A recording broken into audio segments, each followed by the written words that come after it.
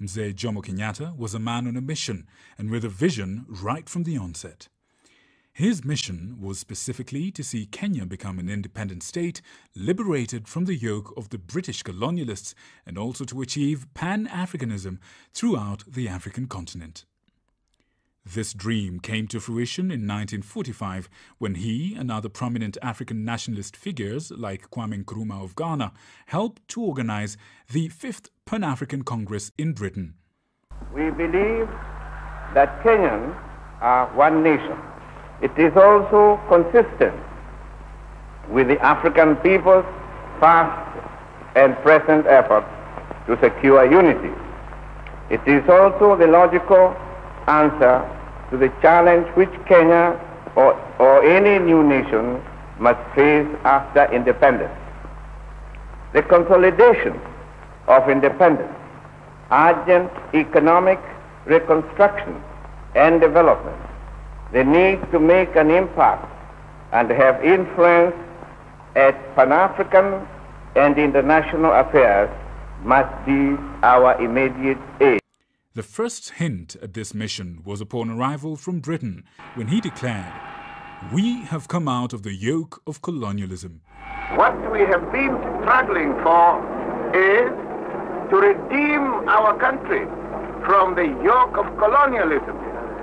Even before he ascended to the highest office in the land, his love for the motherland of Kenya and its people was evident in the way he dealt with the colonial masters.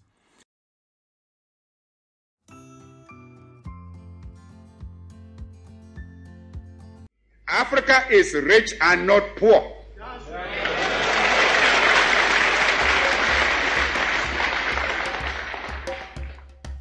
As a result of the Second World War, Europe's leverage over African colonies greatly decreased. Metropoles became committed to gradual transitions towards African self-government, but on the metropole's pace and terms. The independence of Ghana not only is an example of negotiated decolonization, but it also shows the roots of Pan-Africanism and continental solutions to colonial problems. Nationalists all around Africa, like Kwame Nkrumah, called upon European colonizers for primary schooling and health infrastructure. Over time, the British in West Africa revised constitutions, negotiated with Africans, and held elections until 1954, when Nkrumah became prime minister for a fully elected self-government.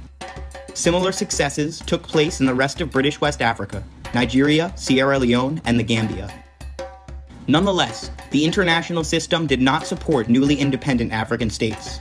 France conducted atomic tests in the Sahara, and the United Nations scrambled in the Congo. Nkrumah saw these acts as evidence of the callous disregard of African independence by the great powers. Kwame Nkrumah realized that the European-dominated international system continued to underdevelop Africa, so he looked for continental solutions. In his statement of Pan-Africanist ideology, Nkrumah outlined how only Africans united could develop Africa properly and have a common interest in the independence of Africa.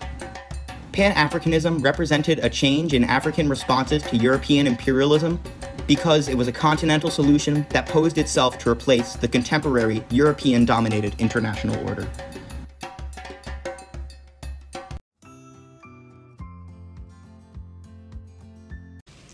Development to us